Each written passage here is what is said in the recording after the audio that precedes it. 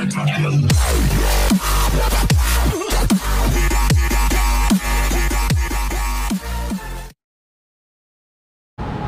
kumusta mga kakosa? Ang vlog natin ngayon ay isa-soundcheck natin yung gamit ko ngayon na pipe dun sa MC ko. What? Kasi may nagtatanong ano daw nangyari dun sa SC pipe ko, bakit ako nagpalit?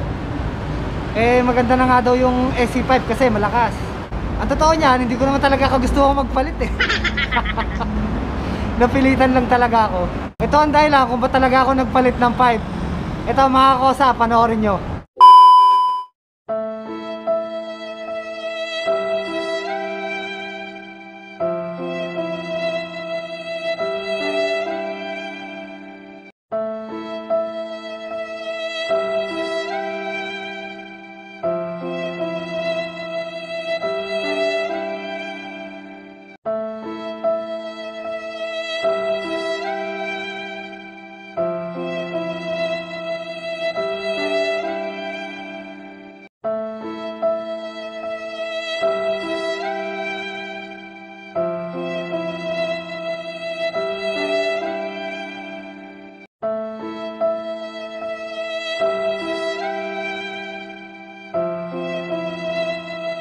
Yan, yun ang sagot kung bakit ako nagpalit ng pipe. Kasi nahuli ako. Gago! Nahuli ako na open pipe. Yan, sa may ano, sa may San Pablo, sa may Laguna. May paraan pa naman sana eh.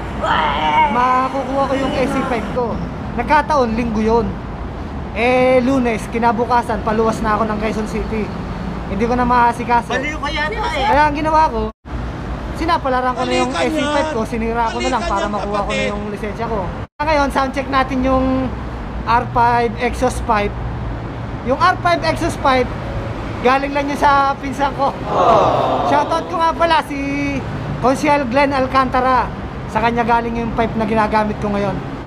Ito ngayon yung isa-soundcheck natin, itong R5 exhaust pipe na pinalit ko dun sa AC pipe. Halos katulad rin siya nung ano eh, yung sa AC ko. Talaki ng butas niya oh. Kaya malakas din siya.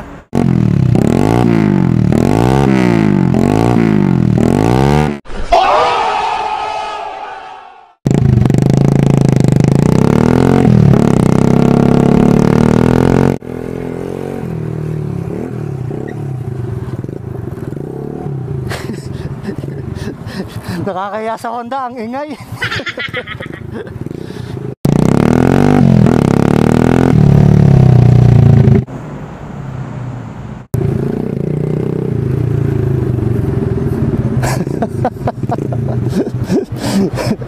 Sigurado kapag bahayan yung dadaanan ko, talagang mamumura ako eh. Itong silencer na to, ito yung lalagay natin para hindi siya talagang ganong kalakas. Hindi siya nakakabulahaw. Iwas sa uli. Ilagay natin para medyo tahimik siya. Para walang magreklamo. Safe naman siya kasi ito tornilyo natin siya. Hindi pwedeng hindi. Baka kasi pagka nasa rides tayo, baka tumalsik. Ngayon, nalagay na natin yung silencer. I-soundcheck ulit natin para masigurado natin na hindi siya talaga ganun kalakas. Mahina naman siya ngayon ah. Hindi na katulad kanina, ang lakas oh. Ngayon pag binobomba oh. Oh, hindi na siya ganun kalakas. Ayos yung silencer na napalagay dito. Bola lang yan.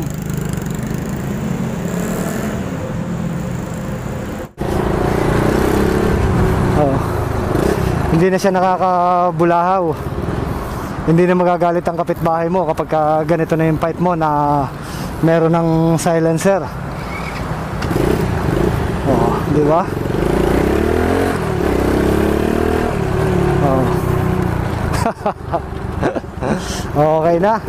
Pero para sigurado na hindi na talaga tayo mahuli, meron pa tayong isang ilalagay. Oh no! Ito yung silencer ko dun sa SC pipe na gamit ko dati. Ginawa ko na lang ng paraan para magamit ko siya na mapalagay dun sa loob. Pinutulan ko lang yung pinakang Magaling kang kupal ka. Ilalagay pa rin natin to para sigurado. Mahirap na kasi. Nag-iingat lang. Ayun na, natanggal na natin. Dito natin ilalagay yung silencer sa loob. Yan. Tapos, saka natin siya ilalagay. So yun mga kakosa, nailagay na natin yung padalawang silencer natin. Kaya sigurado, tahimik na to. Wala nang huli to. Hindi ko na siya iikot, sound check na lang natin kasi nakakapagod mag-set ng camera. Kasi yung GoPro lalagay ko dito. Tapos yung camera iseset ko dun sa kabila. Sound check na lang.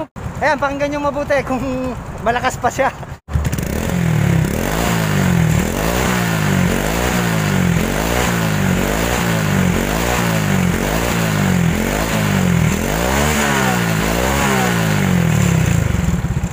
Okay na mga kakosa, safe na kahit saan pa ako magpunta.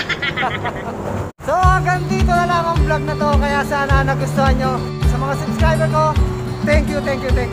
See you next vlog!